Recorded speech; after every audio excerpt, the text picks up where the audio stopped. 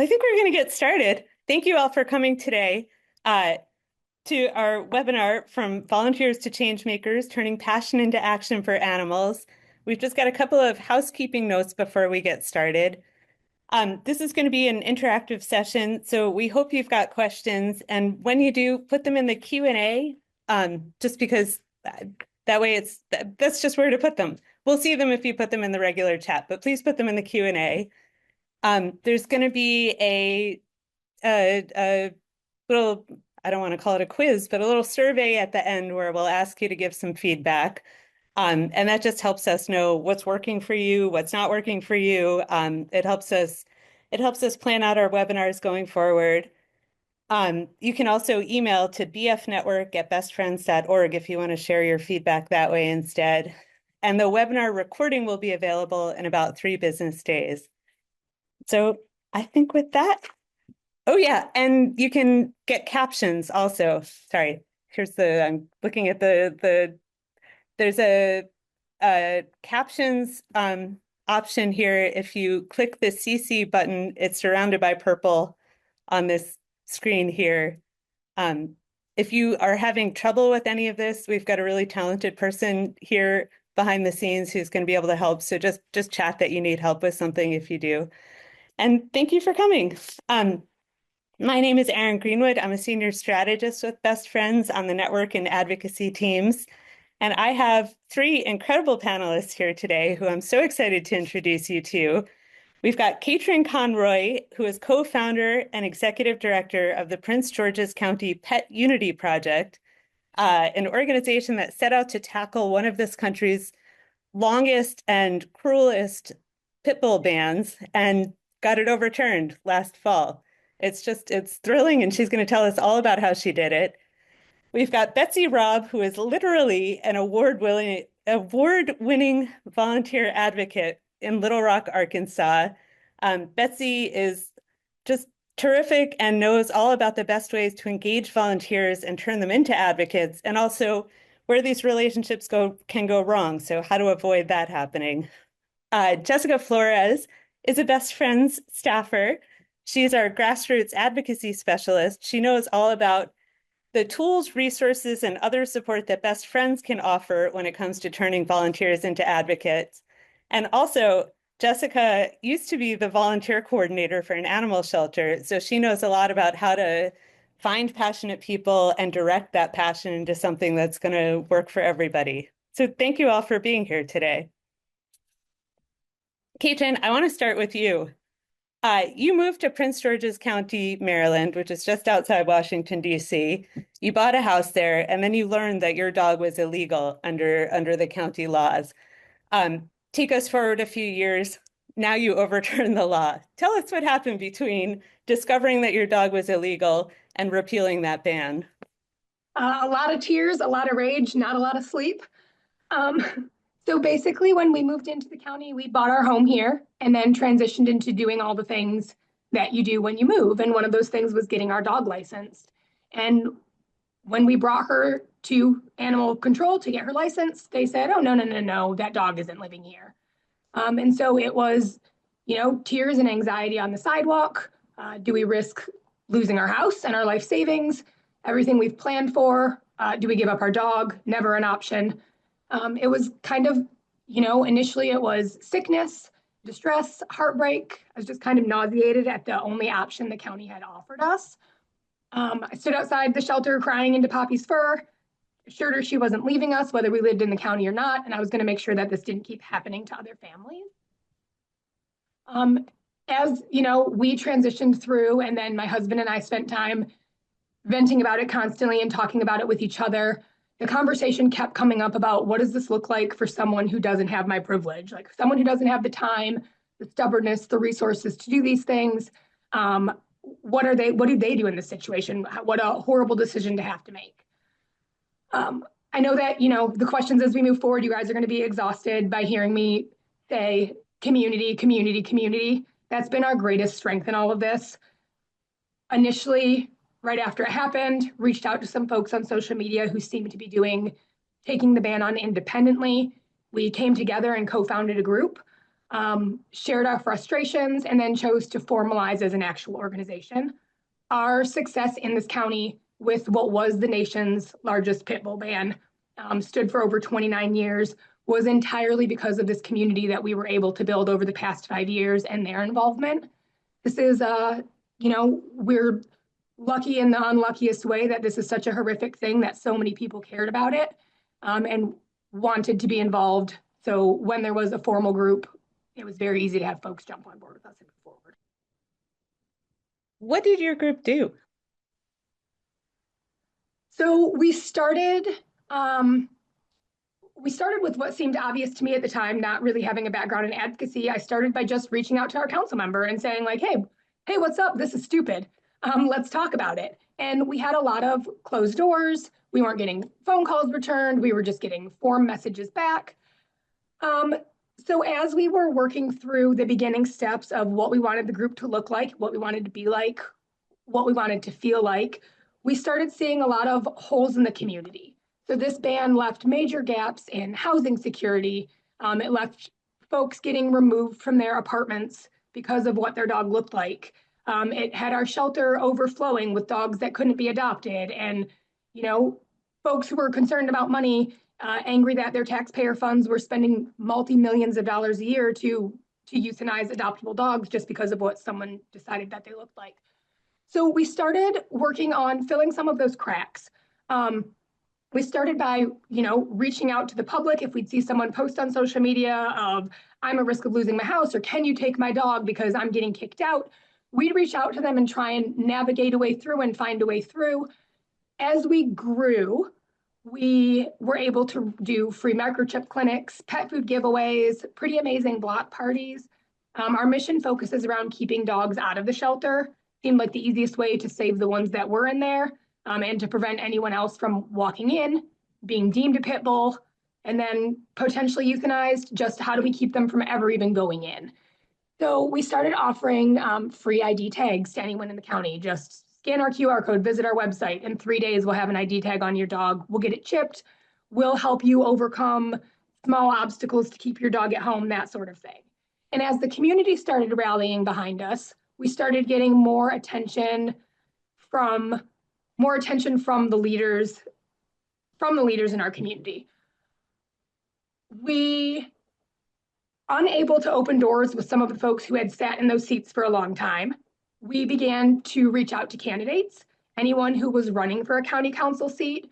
We signed up for their mailing lists. We went to their events and meet and greets. We started meeting with them, talking about the issue with them or their staff. Staff is a major entry point for a lot of these folks. We had a council candidate who wasn't interested in talking to us, terrified of dogs, didn't care about dogs, but her chief of staff owned a pit bull and lived in the county. So we had conversations with her, and this candidate ended up being elected and was one of the votes that ended up pushing us across and getting this ban repealed. So a lot of it was working with these candidates in their candidacy, forming a 501c4 as well, exploring a PAC, being able to legally be engaged in the elections process, backing these folks and getting them elected, having our volunteers canvass for them, support for them, and then once they're in office, continuing to grow and maintain those relationships together. And I remember you telling me when you and I talked about this before, but when you canvassed for them, you weren't just talking about animal issues. You were building support for and just to reiterate something that you said, 501c3s can't do a lot of this, but PACs and 501c4s can. So if you're interested in doing this side of thing, just make sure that you've got the right legal structure to be able to do it. But you said that when you went out to canvass for these candidates, it wasn't just talking about animal issues. Yeah, we almost never talked about animal issues. It was making sure that the candidate supported where we were, and then what part of their agenda matched with what we were willing to talk about. We just became their campaign volunteers, and we threw ourselves into our shared mission where it overlapped, and then also their views for our community as a whole. A lot of things did overlap. Having more free community resources for folks in general, making a safer community, having more secure housing, those things we could all come to terms on. And then when the candidate agreed with us and understood that this breed ban was negative for our community as a whole, we were willing to go out and help work to get them elected. Caitrin, I have to ask you, how did you learn how to do this? Because for anybody who doesn't know, Caitrin's day job is a manager for organ transplant. So this is a very serious job in a completely different field. How did you learn how to do this sophisticated advocacy work? Trial and error. It was necessity and stubbornness, and then trial and error, knowing that this needed to be changed and just trying new things until we've found ways to get in. We joke that as an adult, I've never been accused of keeping my mouth shut, which isn't always the most respected trait, but it's worked very well in this particular situation. And then something that I'm lucky enough to carry over from my professional role is active listening.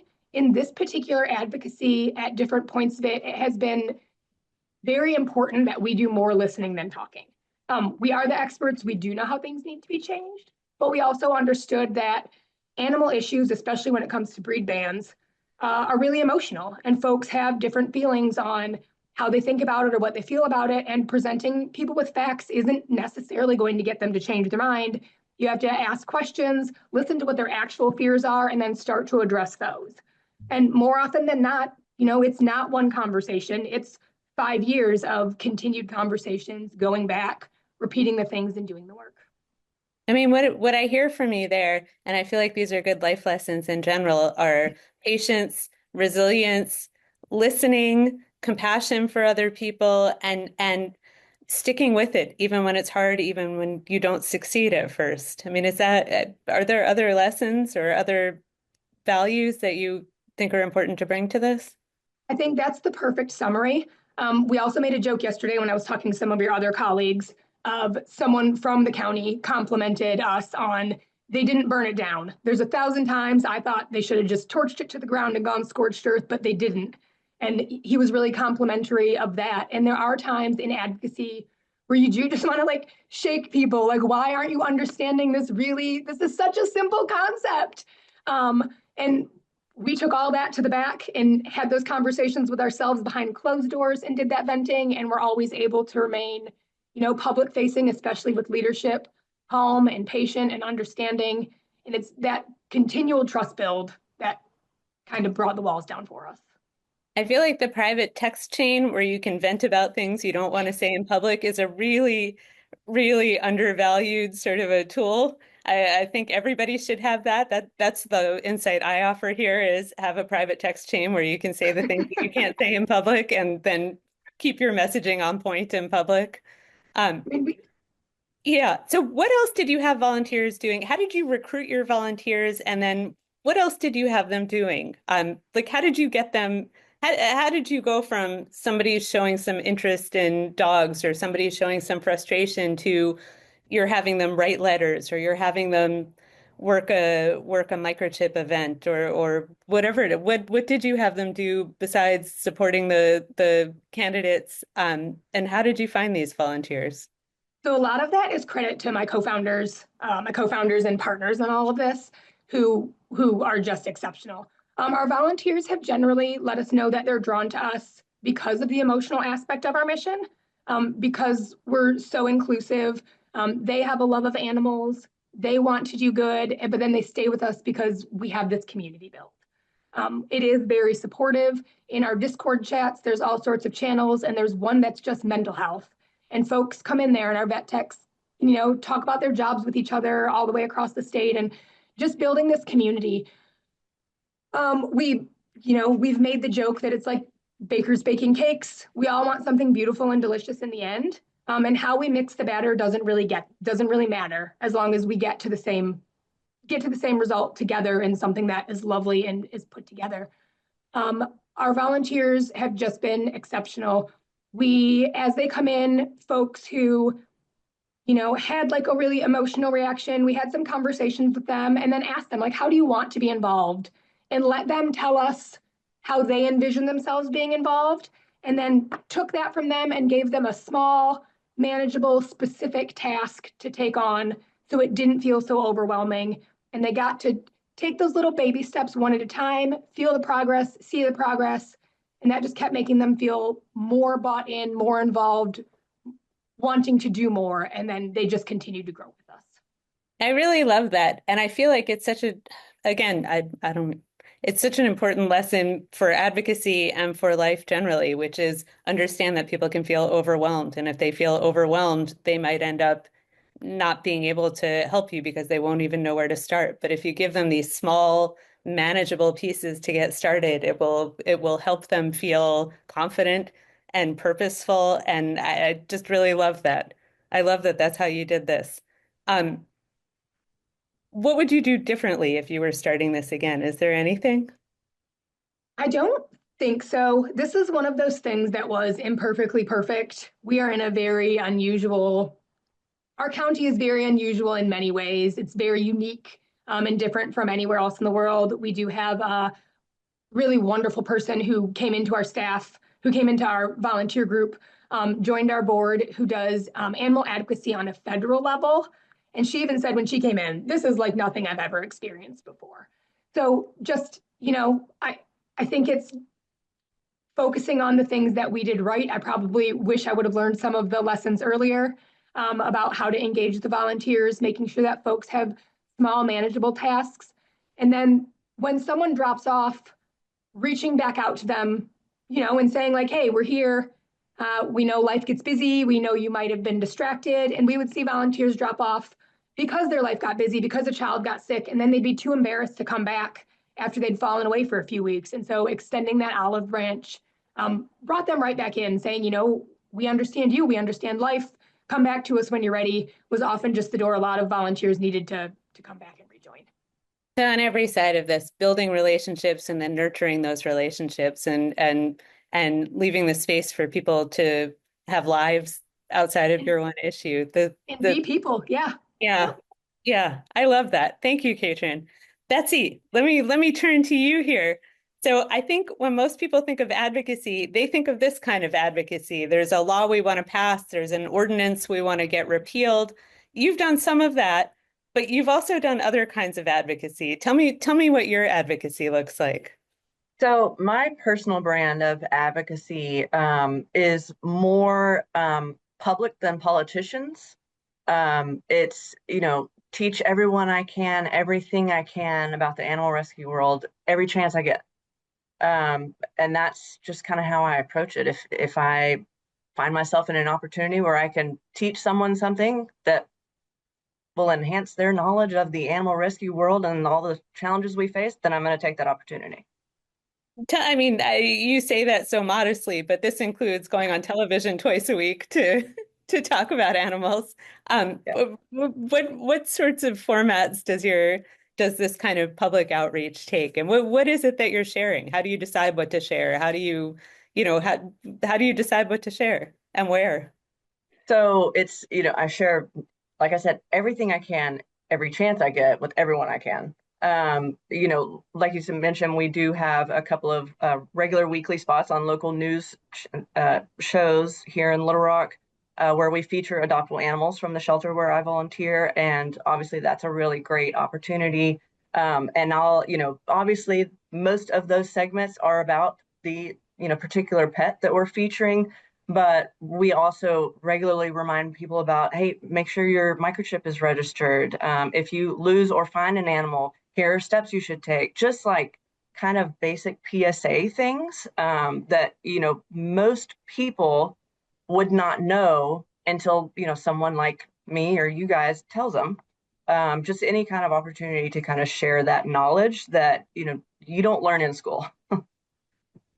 How did you go from being a volunteer at the animal shelter? You're in Little Rock, Arkansas, and you volunteered at your shelter. You volunteer at your shelter and got involved with some boards and then went from that to becoming kind of the face of the shelter in a lot of ways and this important public advocate who helps people in your community keep their pets and save their pets and expand capacity for your shelter. How did you make that transition? Or how So did you get in that way? I got involved at the Little Rock Animal Village when they have a separate organization. It's a 501c3 called Friends of the Animal Village that's all volunteer run. It's a nonprofit that exists to provide extra support to the Little Rock Animal Village, which is the city's municipal shelter.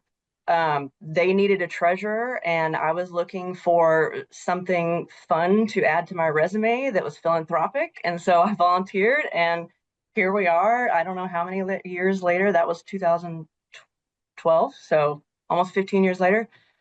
It's one of those things where once you see the need and how easy it is to make a difference, I mean, that's all it took for me. I was hooked. As long as there's a need, then I'm going to be there. And the TV opportunity and radio stuff, that just kind of fell in our laps. We were given the opportunity to have a weekly spot on one news station over 10 years ago, and we started doing that. And then other stations noticed and, saw we were reliable. And so, it just kind of it's grown organically from there. But they also have a really big Facebook and Instagram presence that obviously we've put a lot of work into growing. And we, help with volunteer orientation and volunteer recruitment. And that's a big part of it too.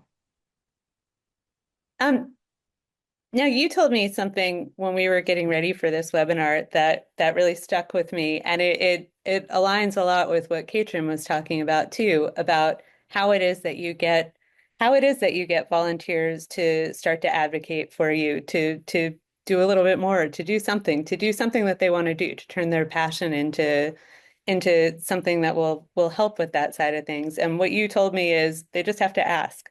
And that I just find that it's so simple and it's so perfect. Is that it? Can you talk about that a little bit? Right. So, I mean, that's true. You really do have to ask your volunteers, but it's more than asking for them to provide this additional help. It's giving them the opportunity and letting them know we have this need, and especially if you're talking like one-on-one, if maybe you have a volunteer that has a particular skill that you think, you could leverage to, turn them into an advocate, if you will. Tell them we have this particular need. I think you have skills that could help us meet that need. And if they're not interested, they'll tell you. But, it doesn't hurt to ask. But I think the bigger thing is, and the way that you find sometimes surprise advocates is by just giving them lots of opportunities to be an advocate and to learn how to be an advocate. Empowering your volunteers is the biggest part of it. You've got to equip them to be your advocate. So, a lot of people are a little gun shy about asking, volunteers for more of their time that they're already freely giving to you. But an easy way to kind of do that is like do things like Best Friend does with, hosting a lot of trainings and things that people can sign up to go to and learn how to do it. And then just see who shows up. You don't have to, ask somebody in particular to come. Just say, hey, we're doing this training so you can learn how to do such and whatever, and see who shows up. I love that. What are some trainings that you've been part of? So Best Friends in particular, I've gone to a bunch of their trainings. They hosted one in North Little Rock just last year, and it was like a little mini conference kind of thing. They had a couple of different sessions, Best Friends Conference, obviously, but I've watched webinars from ASPCA, HSUS. I'm always learning. So anytime I see something like that I think I can pick up some pointers from, I'm going to sign up. I mean, this sounds a lot like when you're looking at sort of donors' capacity to give more. If you're looking and saying this person has this relationship with us, do we think that we could grow this relationship even more? It sounds like what you're saying is there's a lot of times volunteers who want to grow their relationship more, and they just need to be given the opportunity to do it. So, to the extent that you can give a whole sort of menu of ways that people can be involved that make them feel valued, that make them feel trusted, and that bring them deeper into your mission so that they can help you advocate more for what you need. Absolutely. Yeah. It helps strengthen the connection. That relationship between volunteer and organization is so important. And I think that's something that gets not necessarily ignored, but doesn't get as much attention as it should sometimes. You really have to foster that relationship and encourage that engagement. Yeah. Well, and that brings me to, where have you seen this gone wrong? What have you seen organizations do that can tamp out somebody's enthusiasm to advocate for them? So, I mean, like I was just mentioning, like you really have to actively foster that relationship. At the shelter where I volunteer, there's honestly not a whole lot done to really foster volunteer relationships. They have a great monthly orientation class for new volunteers that gets them started, which is fantastic. They do a great job with that. But then once somebody has gone through the training and they start volunteering, that's kind of it. And there's no more, attempt to keep them engaged or, maybe take them to the next level, things like that. So, um, you know, encouraging them to stay engaged in your organization and the work that you're doing is really important. And you can do that just by, making sure that their efforts are being acknowledged, help them understand the impact that they're having. Yeah, which I know isn't easy because everybody is stretched for time and everybody feels like they don't have another second of their day. But it's, what you're saying is if you take the time to acknowledge and cultivate the volunteers, you'll get a lot out of it. Absolutely. Yeah. And I mean, it can be a very organic thing. Anytime you think of something where it's like, oh, I'm so glad that dog got adopted. Those pictures that, Kate took, they really sealed the deal. Text Kate right then. Any little thing like that. It's so small, but it can feel so big to them. Yeah, I love that. Okay, so just to shine the spotlight on you for a second, you are an award-winning volunteer advocate. What did you win your award for?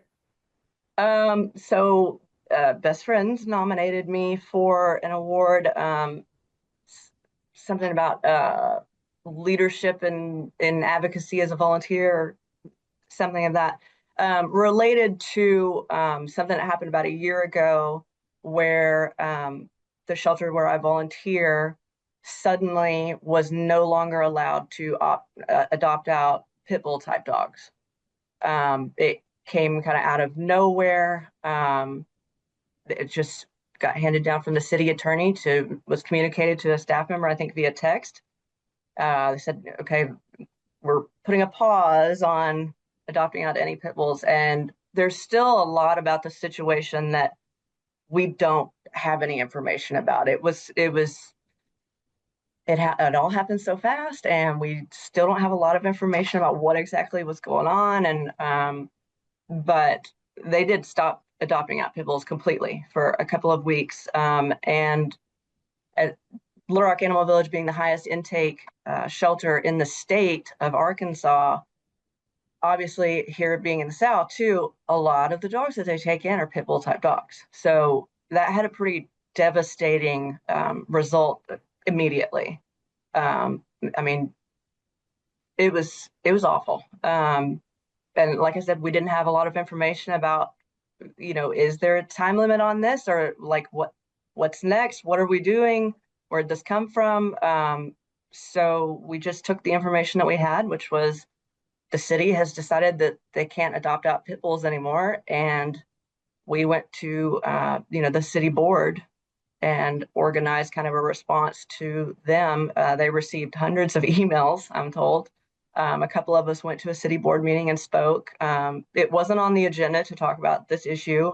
We just spoke in the open citizen communication part at the end, and just let our feelings be heard on the matter. And just kind of organized a grassroots response, getting the word out largely on social media about this and telling people, hey, talk to your city board member, to your representative, and let them know what you think about this. And people did. I mean, it was a big response. Only 3 of us spoke at the city board meeting that next week, but it was mentioned that they had been contacted by a lot of people. So, and, like I said, we still don't know a lot about the whole situation. But a couple of weeks later, they did decide to start adopting them out again. So thankfully, it was brief. It felt very long, but we were very happy that that did not end up becoming permanent, because there was a real chance that that's where it was headed.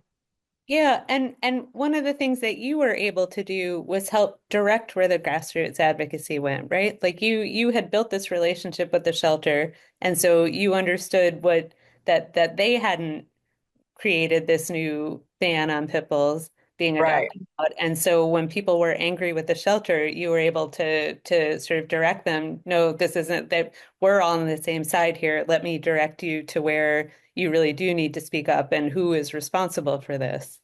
Right. And it wasn't just me. This was definitely a team effort. There were lots of volunteers involved in the response to this, but I did get the word out early that, hey, don't go hollering at the shelter about this because they didn't do this. City Hall did it. That's who you need to talk to. It's as simple as that. I mean, it wasn't the shelter that made the decision.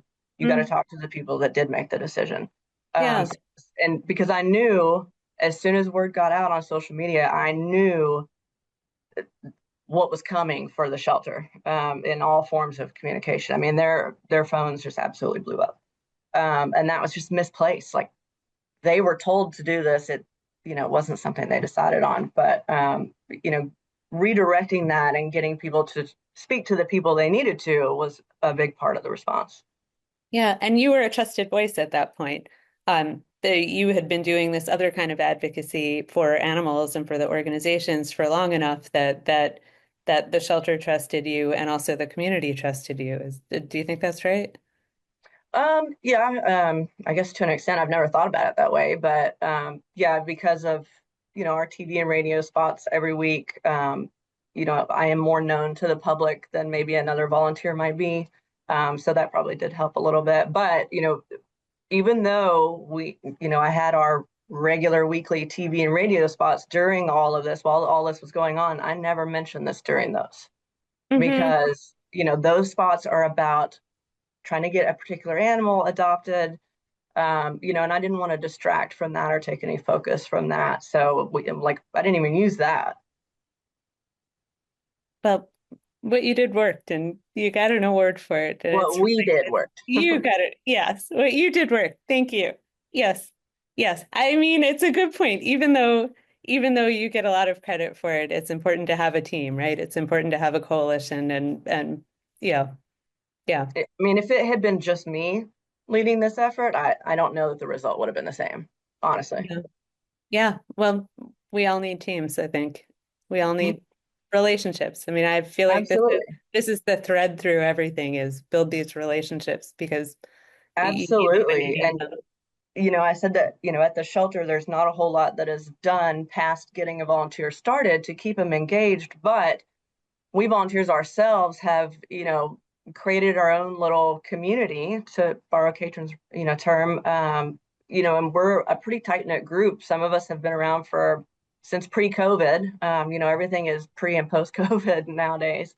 But we've got our little community that helps we keep each other engaged. Like somebody else said, if somebody needs to take some time off for whatever, dealing with a health issue or a family or whatever, you know, we make sure to, kind of stay in contact with each other and keep each other engaged and committed. And, it's those relationships that sustain the whole thing. I think that's great. Jessica, um, you were before you came to Best Friends, the volunteer coordinator for an animal shelter. Um, you worked with a lot of passionate people. Uh, how did you harness their passion in various ways? And why is it so important to harness that passion? Yeah, so I remember, I was kind of like the middle person, hearing from staff, they were frustrated with some of the volunteers because they had volunteers, questioning everything. And then volunteers, felt ignored and they assumed staff didn't care for one reason or another. And so in reality, they both felt overwhelmed and they both kind of felt like their hands are tied and they couldn't do more for the animals or for the shelter. And so I learned that you have to guide those passionate volunteers into a specific action, or else, they're going to decide what that action is. But in reality, the shelter might already know what the issue is and what they want to promote and what they want to change. But shelters have to, keep in mind that volunteers don't have all the knowledge that you do, right? They're not in the board meetings. They're not those discussion about, all the factors that are preventing you from launching a program or the budget cuts. And so that's where that transparency and conversations have to come in and says, yes, we care about the same thing, or we just thought about that. We also want this program, whether, it's a budget increase. And then that's when y'all come together and say, okay, this is where we can harness that energy and give it purpose.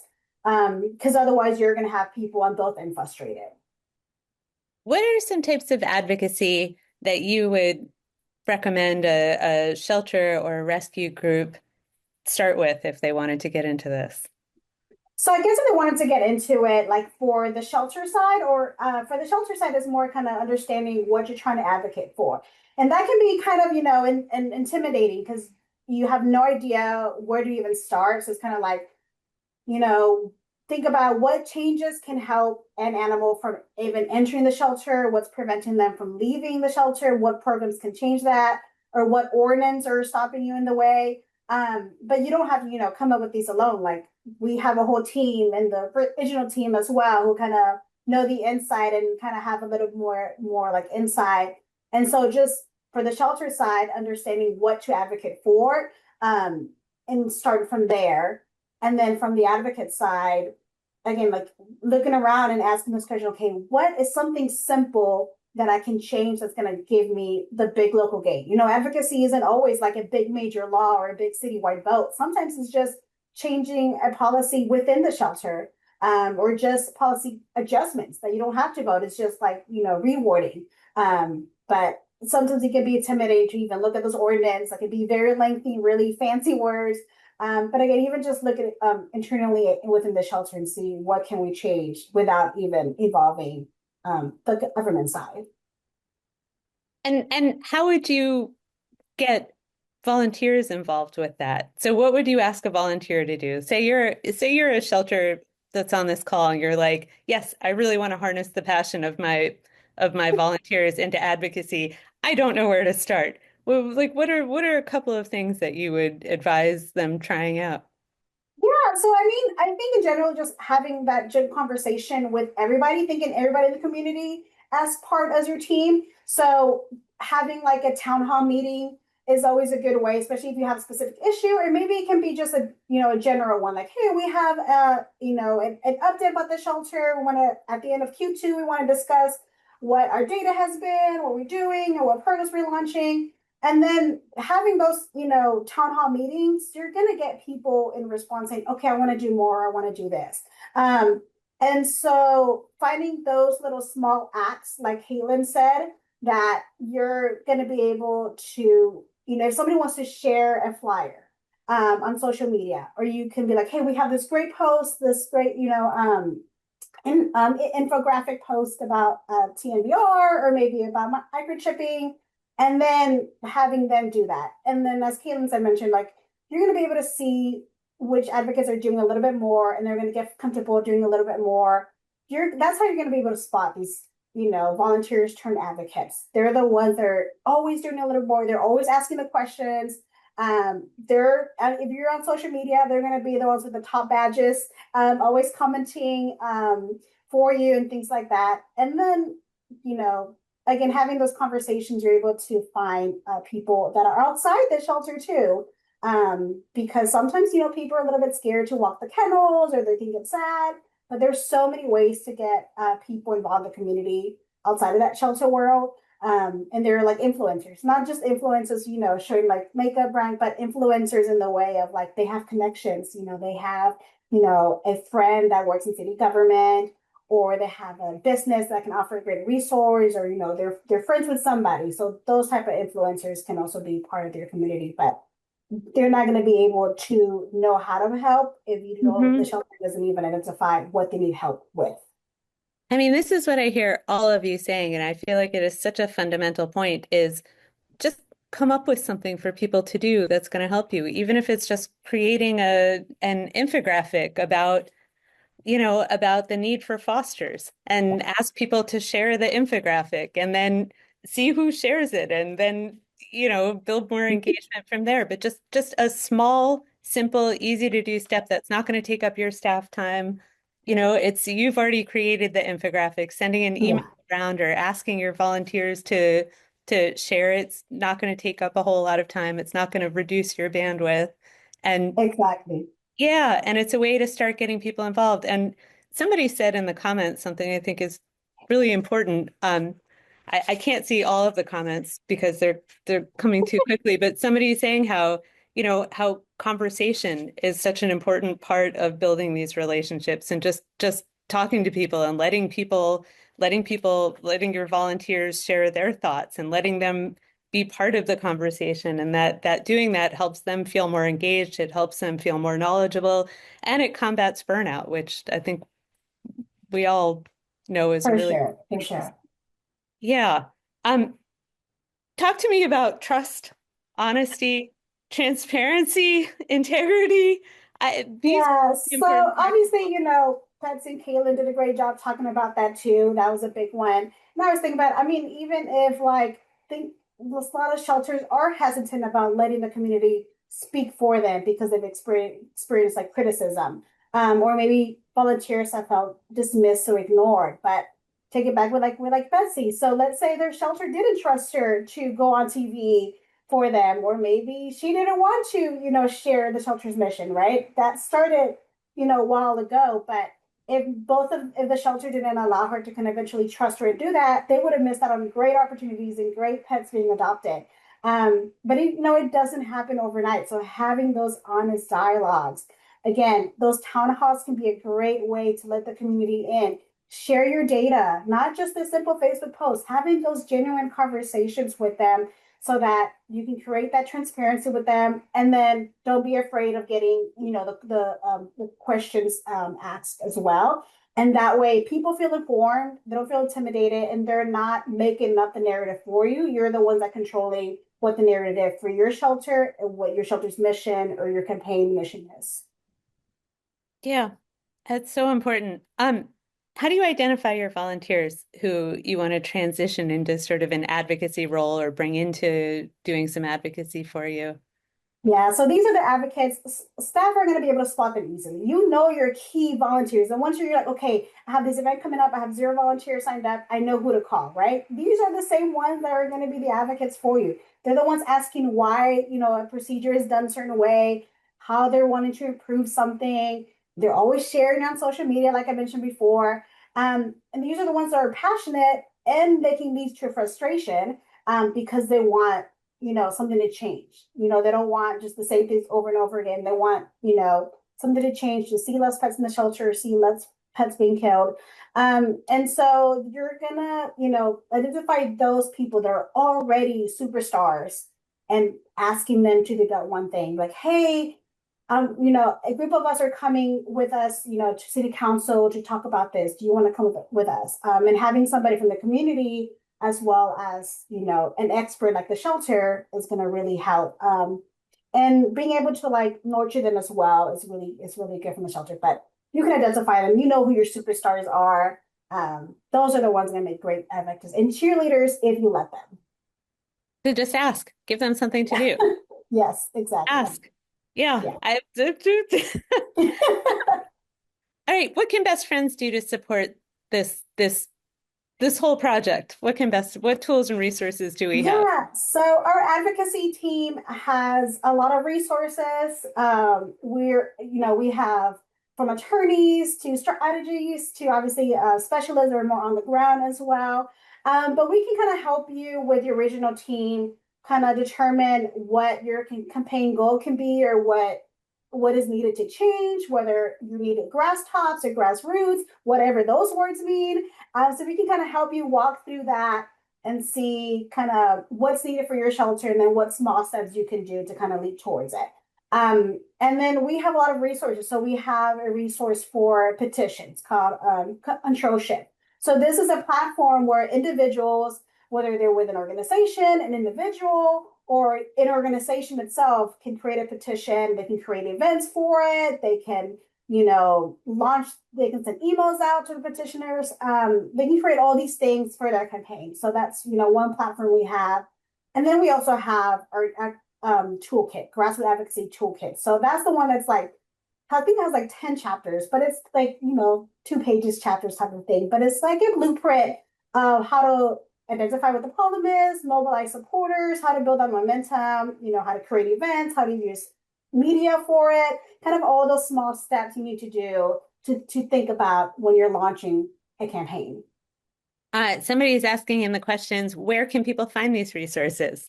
Yeah, so you can actually find them at bestfriends.org/advocacy. I don't know if they're able to put the link on the thing. I'll have access to post them for everybody. We can share the links in the Yes. post webinar. Yeah, if there's any links that audience members are looking for or that panelists want to share, we can get those into an email after the webinar. Yes, but you should like bestfriends.org/advocacy. You'll be able to see a lot more information. And obviously with advocates, like our team focuses on, on the puppy mills, the breed specific legislation, team community cats, housing as well. So all of that, we have toolkits for that specifically, or just like information. If you already know what your campaign is and you kind of already focus on that, we have specific tools for that. And let me put in a plug for the network page, the Best Friends Network page, yes. Where we have all kinds of resources for shelters and rescues, including some one-pagers and infographics and that kind of thing that you may want to share with your advocates, so you can bring them into the programming side of things more, the operations side of things more. For sure, yes. Yeah. We'll share a link to that too. All right, we've got a great question in the Q&A. That I bet a lot of people are wondering. Any tips for helping volunteer advocacy priorities align with an organization's true needs? So, how do you get your volunteer advocates to share your priorities, to share your messaging, to make sure that you're working together instead of now suddenly got people you've empowered to become advocates, but they're not always wanting the same things that you are? This is a question for all of you. I think, you don't have to agree on everything. Even when we have partners, like with other organizations, if a coalition, you're not going to align you're not going to be 100% on everything of those. But just focusing on the ones where you are aligned. So even when Caitlin was promoting the other candidates, it wasn't that she 100% agreed on everything the other candidate was doing, but she was able to focus on the one or two issues that did align.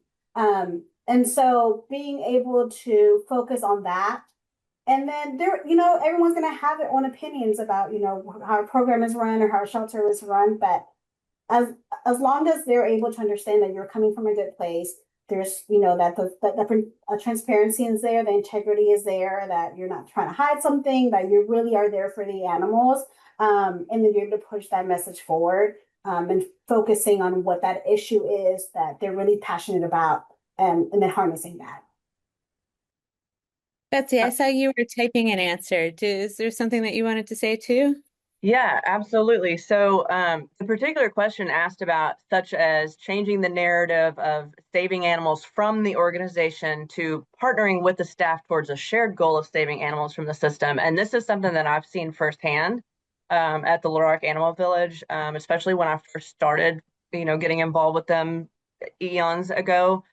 There was very much a culture of, animals must be saved from the Little Rock Animal Village. And it was actually the shelter director, Tracy Rourke, who kind of brought this to my attention, that verbiage and how harmful it can be. I remember him saying to me early on in my time there, I wish people would stop talking about saving animals from us, when really we're the ones saving the animals. We're the ones going out and getting them off these chains in these backyards and, from these horrible situations. Like, if we weren't taking them in, they couldn't be saved. And the way he talked about it kind of just made me realize, and I wasn't one that necessarily talked a lot about, saving animals from Little Rock Animal Village, but it just made me realize how that can feel to shelter staff. And I started thinking about how the staff under him might feel about that. And it's really hard working at a shelter like that, a municipal open intake by law shelter. It's grueling. Nobody is there because they hate animals. And I think it's really important that you put an effort into helping volunteers see that they're on the same team as shelter staff. That's absolutely crucial. You have the same goal. You want to save more of the animals in their care. And for some reason, for some volunteers, it's hard to see that. I think part of it is that, especially like with a shelter that has to euthanize for space on occasion, they look at the person having to do that and, kind of give them more ownership of that than they really should. If it was up to them, they wouldn't euthanize anybody. But that's the situation they're in, and it really helps volunteers to see and feel like they're on the same team. It's us and staff against the world, baby. It's that kind of mentality that can really, help enhance your life-saving efforts. You have to be on the same team. Well, and I'll just add to this from a communications perspective, something that you can do is produce one-pagers with messaging and storytelling on it, and just don't make people have to guess how to talk about, your relationship between a shelter and a rescue. We're partners. Have this somewhere in a style guide, have it on a one-pager, hold a compassionate language workshop. I hold a workshop where you talk about your priorities and give people materials, the infographics, the one-pagers, the toolkits, whatever they need, the stories to feel like they're part of this. And what Betsy's saying, I think, is really key. Not having to guess how it is that we talk about animals organization, but having this language that everybody uses and making sure that we're all speaking with one voice in the easiest way. And I saw somebody in the comments was talking about doing a skills inventory for volunteers. And a bunch of people were saying that they want to learn more about this. I would like to learn more about this too. Is this something that any of you have done?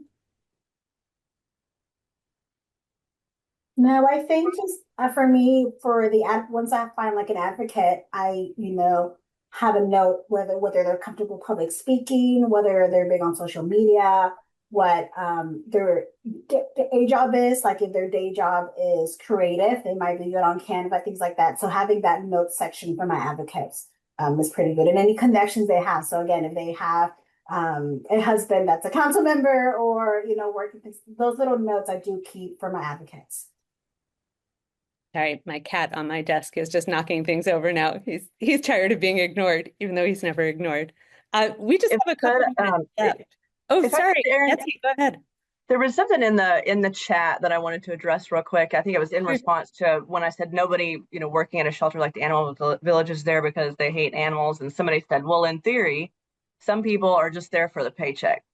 And I just wanted to kind of make the point that that's not helpful. And talking about shelter staff that way is part of the reason that we're still in this world where shelters are so overwhelmed and don't have the support that they need. In my experience, there are shelter staff that are just there for the paycheck. Absolutely. That's in every job. But like I said, they don't hate animals. They came to Little Rock Animal Village because they like animals, even if they are primarily there to collect a paycheck. The people who are truly just there for a paycheck, they don't last very long. It's a grueling job. It is a thankless job. It's dirty and smelly, and you get yelled at a lot, and it usually doesn't pay much. So I just kind of wanted to address that because it's such a pervasive thought, I think, among the community, and it's something that's not helping our efforts to speak about shelter staff that way. You're a good advocate, Betsy. Even here, you're a good advocate. Thank you. Like I said, every opportunity I get, right? Yeah. Well, and I feel like if there are three lessons that I've come away with here, it's don't be daunted, just speak up, keep using your voice, find things for people to do and they will do them. Find, people want to help, find them something to do and they will do it, and build these relationships. What else? We've got 3 minutes left. Let's use it. What else? What else would you like people to know? I think the thing that I would love people to take away is that volunteers want to help. People want to help. They want to make the changes.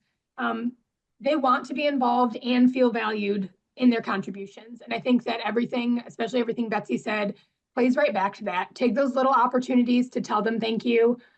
Things like Jessica said, listen to their interests, try and match them with what their interest is. It makes them feel valuable. It keeps them involved. Focus on strengths, focus on building a team instead of speaking ill of other organizations or shelters or rescues or folks who don't do it the same. Just keep building that good community, make it a happy place where people want to come contribute and want to feel valuable. I think that's great. Well, Caitrin, with our 2 minutes left, what's life like in PG County now that your dogs are legal? Oh yeah, you'd think it'd slow down, but now we're just into a whole different sets of advocacy. Lots of smaller things, working on continuing to, 30 years of this relationship where some folks have felt negatively about that. It's continuing to support the community, create good owners, and change the stigma. I love it. Well, I really appreciate all three of you for being on here today. I just love talking to all of you, and I just appreciate everything that you're doing. And thank you all for coming. There's going to be a poll that launches now. Yeah, and thank you for coming today. And you'll be getting an email in a couple of days with a few days with the recording and some links. And yeah, keep fighting the good fight. Thank you for all you're doing. Thank you, Arin, for having us. Thank you for having us. Thanks everybody for coming. Yes, thank y'all so much. This was great.